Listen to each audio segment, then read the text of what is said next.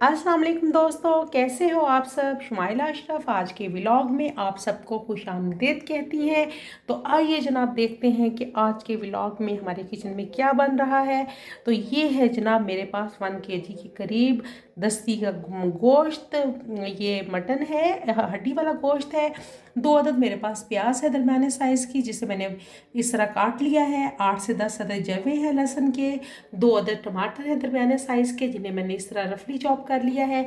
और गरम मसाले इसमें कौन कौन से जाएंगे, 1 चम्मच जो है, 1 छोटा चम्मच ज़ीरे का है, 2 बड़ी इलायची है, 4 से 5 अदद लौंग है, 10 से 12 अदद काली मिर्चें हैं साबुत। और ये जनाब 2 स्टिक हैं। ये मेरे पास छोटे छोटे पीस थे, इसलिए ये 2-3 बन गए, वरना 2 स्टिक आपने दालचीनी की लेनी है। तो अब चलते हैं कुकर की तरफ।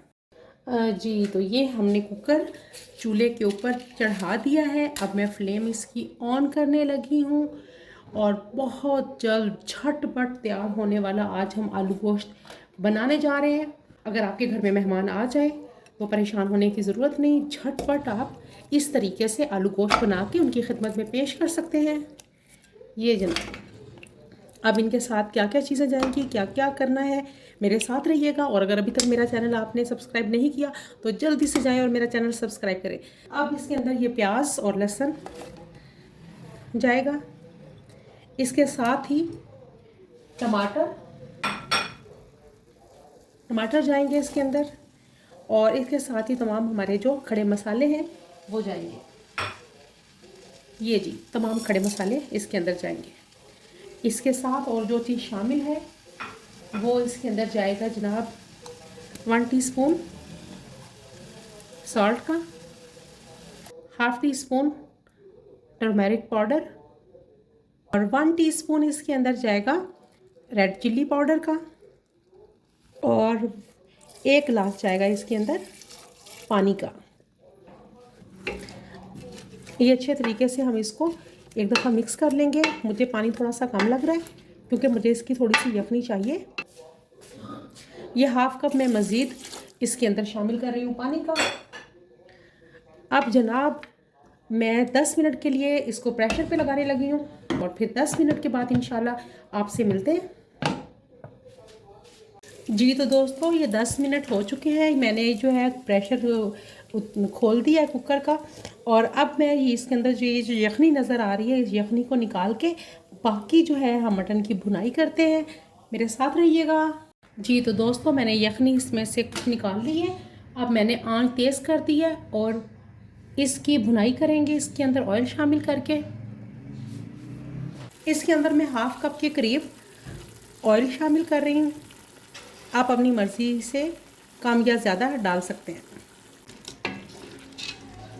अच्छे तरीके से इसकी भुनाई करनी है कि ये जो पानी है, यखनी सी है, ये भी खुश्क हो जाए और ये तमाम मसाला जो है ये भी यकजान हो जाए।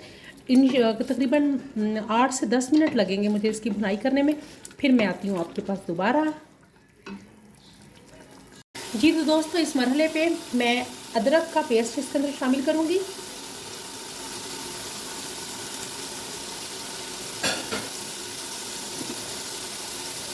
और साथ ही 1 टीस्पून इसके अंदर कोरिएंडर पाउडर, धनिया जाएगा, और हाफ टी स्पून कुटी हुई ब्लैक पेपर। और अब हम अच्छे तरीके से इसकी भुनाई करेंगे।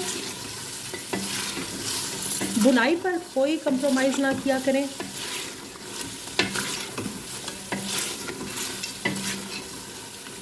अब इस मरहले पे हमने आलू काट के रखे हुए हैं 3 अदद दरमियाने साइज़ के, वो इसके अंदर शामिल करूँगी।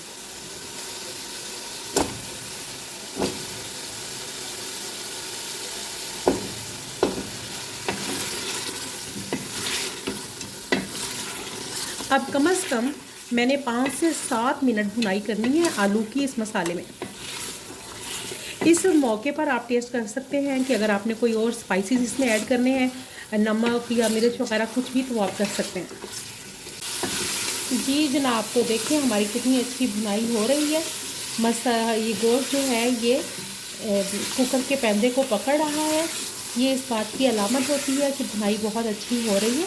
और अगर मसाला जलने का अंदेशा हो तो थोड़ा थोड़ा बस पानी का साथ छींटा मारते जाया करें।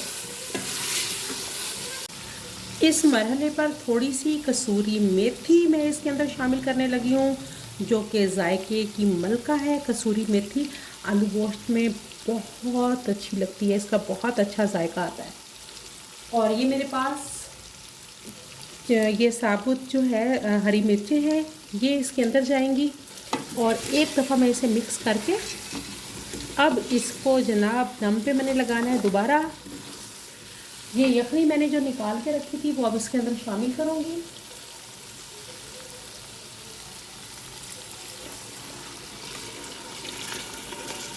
अब आपने इसमें और इतना पानी शामिल करना है जितना आपने शोरबा रखना है, ग्रेवी रखनी है।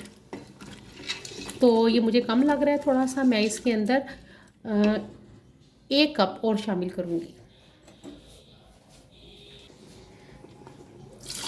जी, ये 1 कप और शामिल कर दिया मैंने। अब मैं इसे एक दफ़ा मिक्स करके अब मैं इसको 5 मिनट के लिए प्रेशर लगाने लगी हूँ। 5 मिनट के बाद हम दोबारा मिलते हैं।